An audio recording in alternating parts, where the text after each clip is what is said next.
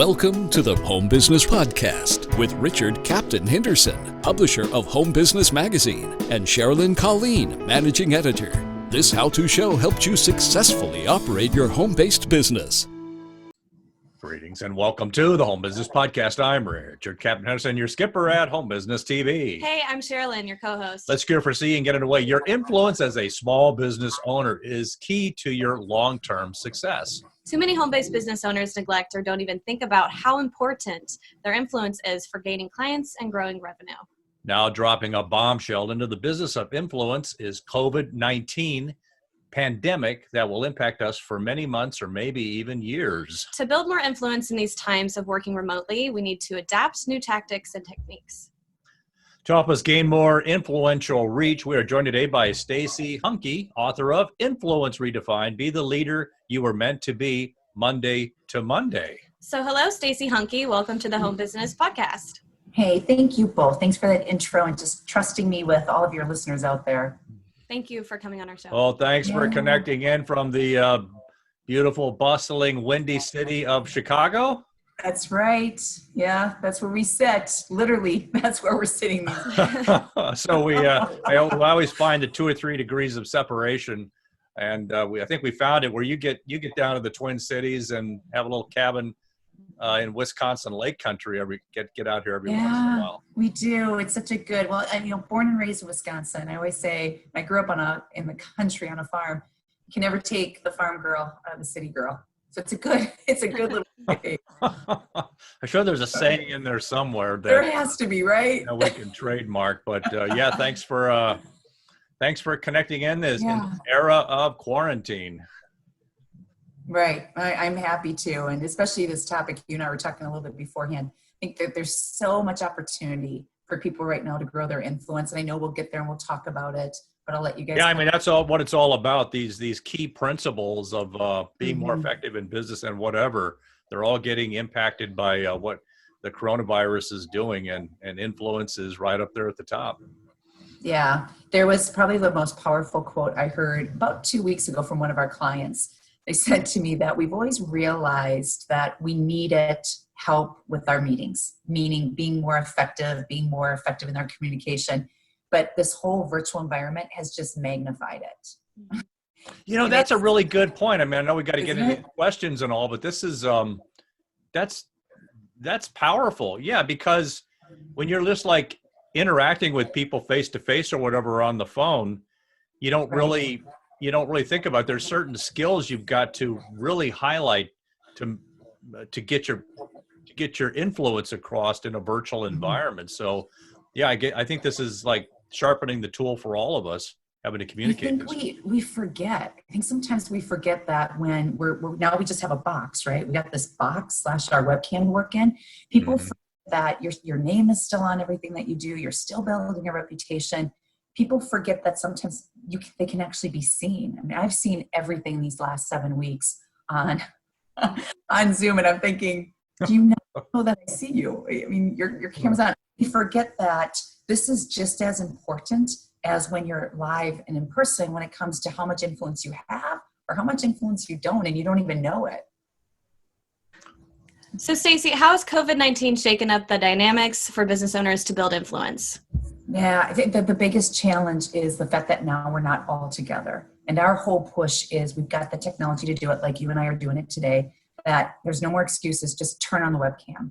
I really believe as a team and as a leader of that team, it's absolutely critical that we keep everyone visually connected right now. Keep them motivated, keep them focused, and this is going to help you do it. It's difficult too, because I think with a virtual environment, whether the webcam is on or not, it's easier for people to get distracted. There's something about not being in a room with someone that this is so much more distracting. Therefore, I think it takes a lot more focus. I think it takes a lot more energy to do what we're doing right now than if we were in person. So what kind of, when you're getting started out here on these principles, you're saying just to start building that influence to look to getting a video connection? I mean, kind of foundational to creating influence, that you're seeing someone at least visually through a webcam? You got it. And turn it on as much as possible. And I get it. I was teasing one of my clients the other day because I couldn't get it to turn his webcam on. And I said, all right, here's the deal. Are you at least dressed from the top up? That's all we need. You just need top up. Hopefully he answered that question affirmatively. He did. Right? He did. And there was a study, I don't remember who did the study, but they talked about how now working on your environment, if you can replicate similar routines that you had when you went into work, like dress up, like just however you dress to work, that mentally also helps you. So for anyone that says, oh, I just don't want to get ready in the morning, I think from a mental capacity and for you to stay productive every day is turn on that webcam and bring in some of the routines that you typically do on your way to work, but now incorporate them on your way to your desk, no matter how far or short of a distance that may be. Well, yeah, I mean, that's good. And the thing about webcams is it used to be kind of cutting edge, but now it's getting to be routine. I mean, I'm right now doing one or two, some kind of video connection each day, and I'm not even thinking about it anymore. I'm just plugging it in and turning it on. And I've noticed that people that weren't as experienced as I was in webcam and in that kind of discussion kind of get started with COVID-19, but now they're just on, like, they're not thinking about it either. I mean, with just in a matter of weeks, it's as comfortable as a face-to-face meeting. Isn't that interesting? And when for years, we've been trying to convince our clients to turn on their webcams when we cannot meet with them in person. Say, for example, like a sales meeting, could never get people to turn on their webcams. And this was conversations years ago. And now you're right. It's like anything else. It may be uncomfortable at first because it's outside your norm. It's not what you do. This, me though, also keeps me mentally, and I know that mentally connected all day, is I want to see other people. I want to be interactive. Now, a lot of that depends on your personality style too.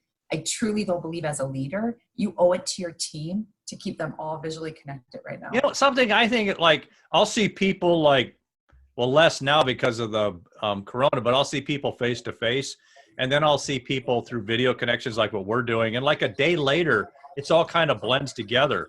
And I forget that, well, I talked to that person on video and I was face to face with that person, but you kind of lose that distinction too, and it all blends together.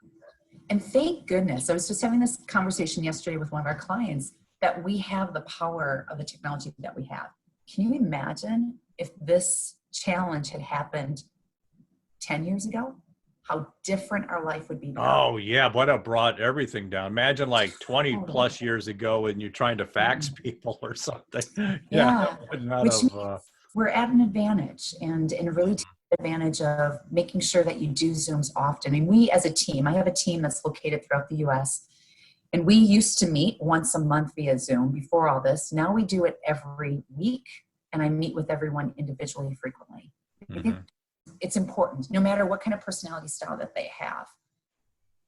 Yeah, I mean, I think you get 90% just video webcam that you would face-to-face. I mean, yeah, it's always better to be face-to-face, but you can get so much more communication in web without that much of a sacrifice. But, you know, one thing is you should always be self-assessing. Stacey, why are so many entrepreneurs not as influential as they think they are? Yeah, I think the big part is we're not aware of how we truly come across. And there are big disconnects between how we feel versus what everyone else thinks that how we come across. We go by the mentality, if I feel good, I must be good. I know what to say. It's easy. And I really push this whole concept of you may not be as influential as you think you are. Because if you're not getting constructive feedback, and I'm not talking about good, nice job, that was great. I'm talking constructive feedback of what's working, what's not working. If you're not visually seeing yourself through the eyes and ears of your listeners, the majority of us base how influential we are on how we feel rather than on fact. That is that's kind of funny, Brenda. It's like, you know, sometimes you don't realize how you come across, but then you watch a video of yourself and like, oh wow, I'm blinking my eyes too much, or I'm coming off this way and that, and it forces you to change and adapt by I guess you have to be more self-aware to see how you're being perceived. But even if you're not that self-aware, but then suddenly you see yourself on a video, it gets you to thinking about, okay, what do I need to do to be more effective or more polished and come off better? Yeah, exactly. Because the video is the eyes and ears of your listeners. And people are shocked when I say that, because there's also this mentality of, well, I've worked hard to get to the title that I have. It's not a badge of honor that says you're officially influential because you put in the work. It's really making sure that your body language and your messaging, they are always consistent, whether you're on a webcam, whether you're in person, but it has to be consistent. And that's the other part of my definition of influence is we sometimes turn it on and we turn it off. You know, I hear this from a lot of my clients. If it's a big board meeting or it's a big sales meeting, they'll practice the day before, or they'll practice the morning of. And at that point, it's really too late because you're trying to create something that's not part of who you are and how you interact every day. Versus if you can really practice how you show up and how you stay showed up for every conversation, that's where you're going to build consistency. So you're saying you got to be kind of comfortable with it to where it doesn't come off as being rehearsed or it doesn't come off as being awkward to you. Yeah. And the only way of doing that is you need to be practicing how you communicate, meaning the nonverbal and the verbal. You need to be practicing that all the time. Because if I behave one way during this podcast and then I've got a phone conversation right after this and I communicate different, that doesn't. People pick up on that. Right. And you know what I mean by that. So it's not a matter of telling individuals, it's not a matter about being comfortable. I think truly, as a business owner, to continue to grow, you have to get comfortable being uncomfortable. I mean, we've heard that phrase before. The more uncomfortable you are, that means you're putting more focus in how you show up. You're putting more focus into how do you adapt the message on the fly. The better of you is going to continue that interaction. So you're saying if you're feeling uncomfortable, that's a good sign that it's showing that you're thinking through the way you're being perceived, and that's just naturally going to generate some lack of comfort then. I mean, think about if you take an athlete, for example, I can't imagine they're ever comfortable and they think, oh, good, no more practice, no more coaching, I'm good. But just like athletes, every day for us is game day, which means everything that you do, everything that you toss out there via social media or whatever your platform is, your name is attached to it. Everything that people see that comes from you or every interaction that they have with you, that's where you're building that reputation. Now, the good news is you've got some control over that based on how you show up. That's why that consistency is so critical. You don't want people guessing who shows up today versus who showed up on Monday. Yeah, I like the way you say it. It's kind of a good mental connection, how you show up, because that's how you get started. You know, how you show up is how you're initially going to be perceived. And right. You got to think through the whole thing and not just the presentation. Yeah, that's why I go back to where we start this conversation. Someone was asking me, what do you really notice the difference with now doing virtual training, virtual mentoring, whatever it might be? And I said to them, it's part of the show up. And it takes so much more energy. It takes so much more focus to do this than for the live. And that's just a side note. And I say that because there's times I get on Zoom and there's this going on. There's a lot of this going on. And I'm thinking, you owe it to whoever you invite to that meeting to make it worth their time. Be careful what you're doing in that webcam and be careful also what's behind you. So Stacy, do you have any specific methods for practicing this consistent communication on a day-to-day basis and making it just a habit and part of your identity? Yeah, I'm going to take you to the golf course every day, but you physically don't even have to go there. So if you think about how many conversations we're going to have today, whether it's whomever you're sharing your home space with right now, or it's Zoom calls that you have, if you could take every conversation and focus on one behavior, imagine how many times you get to practice every single day. But you're first going to have to take a step back. Something I mentioned earlier is get feedback. I mean, I'm guessing the relationship that the two of you have in the family, you would be more than happy to give each other feedback. And my two sisters are in the company, and that's a good thing and a bad thing sometimes because they're always willing to tell me the truth. Asking someone, that could be a good thing. And it could be a good thing, right? And always prepare for that, though. So let's say before we got on this call, I might have said to both of you, here's what I'm working on. You really can't interactively coach me during the podcast, during the interview. However, how about 5 minutes after we hang up and you give me feedback? Always prepare for it. And I would do that with someone in your personal life and your professional life to see if you're consistent in both. Because in your personal life, that's you. And that's where you have to take a step back and say, do you want more of that in your professional life? I mean, do you want people to just see who you are? You just always want to make sure the best of you shows up. So that's number one, is the feedback. From there, it's take a real commitment into your development. And it's the audio, it's the video playbacks as much as you can record and playback. We've got the technology to do it. It's just use your phone as much as you can. You guys are at an advantage. You record these, watch. Right. Can you, through this webcam connection, can you use that to train your body communication? They say that 80% of communication is not what you're actually saying. It's how you're moving and what your body's communicating. Can you somehow coach that and work through that when you're just doing a webcam to webcam? Yeah, because I can see myself, so I can at least see what I'm doing with you. And then if you've got the record option, always record. We record a lot of all of our teams. That you can literally be just always coaching yourself in here, because you see yourself, but also get that video playback. Now, here's a little bit of a tip to that. I always tell my teams that I coach, if you're getting together as a team on a webcam like this or on Zoom, go around the room really quick before you start the meeting and specifically say what you want feedback on that day. That prepared feedback is critical for your development, because otherwise, if I ask you, so how did I do? What did you think after the podcast? You want to prep people ahead of time that they need to be focused on being critical. Yeah. And that's when you truly get the feedback that you need to get. And you want feedback that's critical. I mean, hey, you did great. So it's kind of like the emperor has no clothes. You want to strive for critical feedback. Yeah. And how many times have both of you heard that? Good, nice job. That was great. And I'm not saying our listeners out there are not good. The challenge with that, you can't do anything with that. And to say, you brought up the emperor, especially when you are high up in the company and you maybe own the company. Who's going to tell the CEO, you take a really long time to get to the point? To tell you that. Long way around the barn, as they say.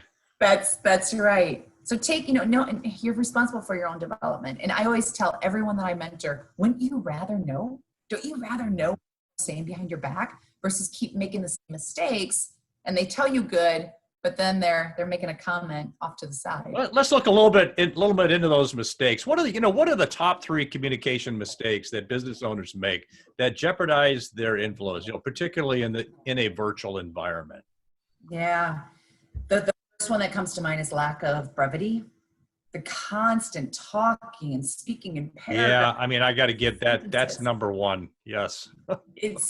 And now that I'm sharing space with my husband, and when he's on his Zoom calls and whoever he's talking to, I literally some days have to put my iPuds in because I'm like, I can't even.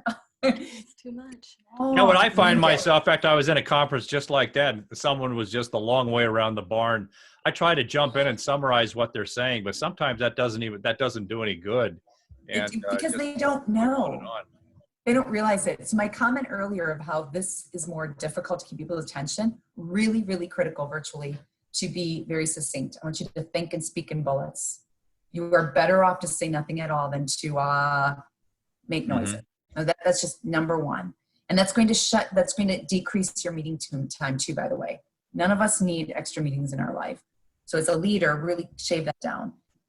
The second is, being that they're getting not right there sitting next to you, really, really make sure that the body language and the messaging are consistent. I'll give you an example. Sometimes I'll see this happen. So I think this will really be important for us to grow our business. And everything about me says, you are so lying right now. Really be careful of what's happening there. And the third is the lack of connection. If I would be talking to you, but not always paying attention to really connecting with you, just look at that camera. And when you I see. When you're in a virtual environment, even more, if you're kind of losing that focus and drifting off, it's easier to pick up on than to say if you were in actual meeting room with that person. It is. And all of these three, think about if you took the time now, everyone's telling me that because you've shaved off commute time perhaps, oh, if you travel for a living, you shaved off airport time, stays in hotels, you've got some more time. Use that time to develop. I'm sleeping in late though. I don't know. You're what? You're sleeping in? Maybe I gotta use that time better. Yeah, and if you use it, I really believe that we're not going to get this time frame again. So take advantage of it and focus on you. That if you practice all these skills now, imagine what you could do with them when you are back, when you're back in that office.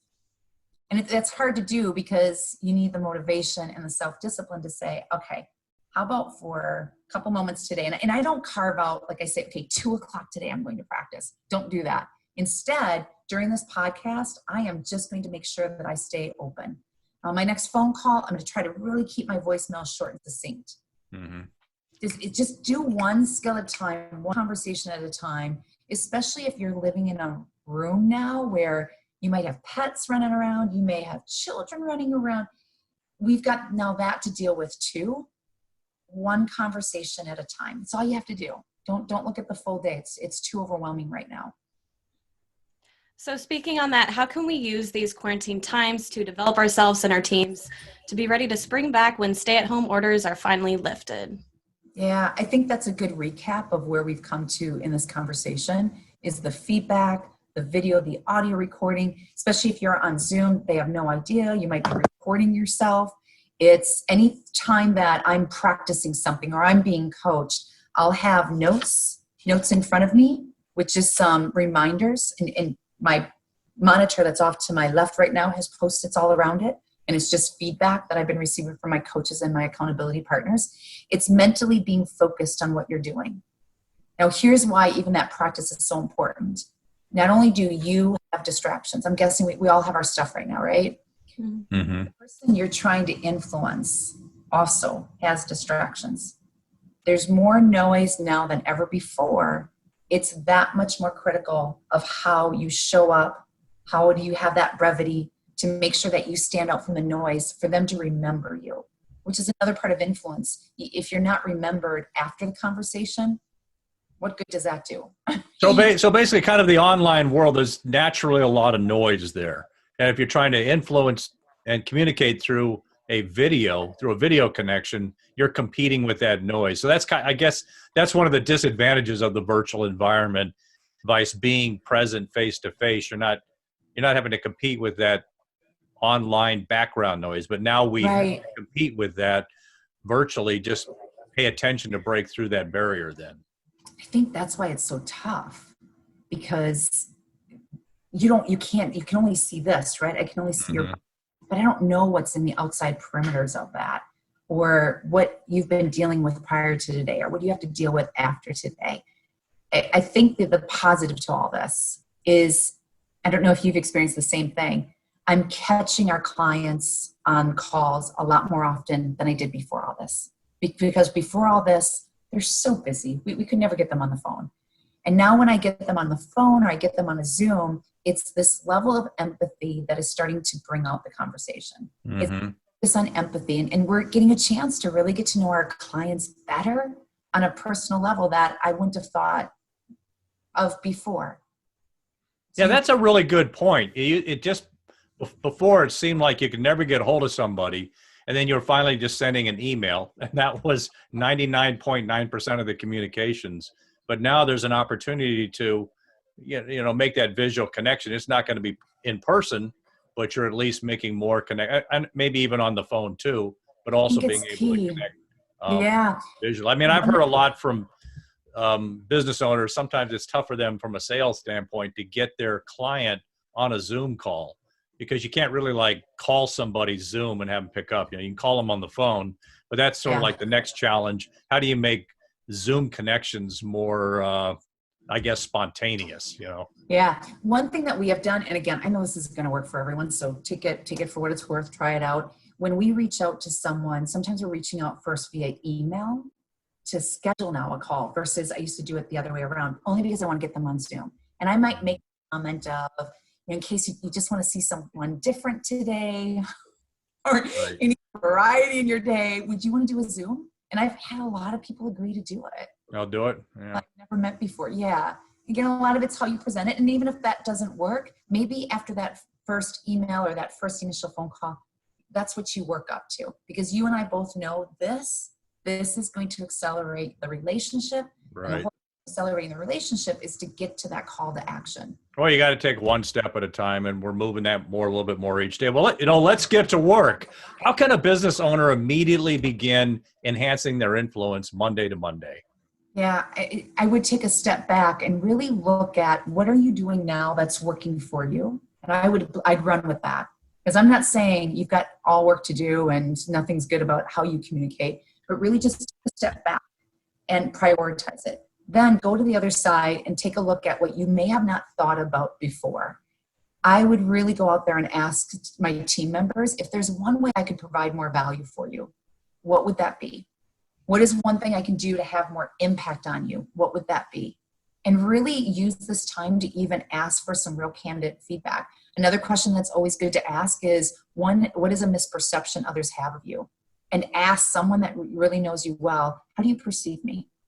How do you perceive me when you see me in this environment, in this type of interaction, this type of conversation? Because that misperception is usually what people are saying behind your back, unless you're getting the feedback and you're getting the practice. And then I like that. That negative feedback. If you're not hearing about it, it's being said behind your back. That's a good way of looking at it. You got it.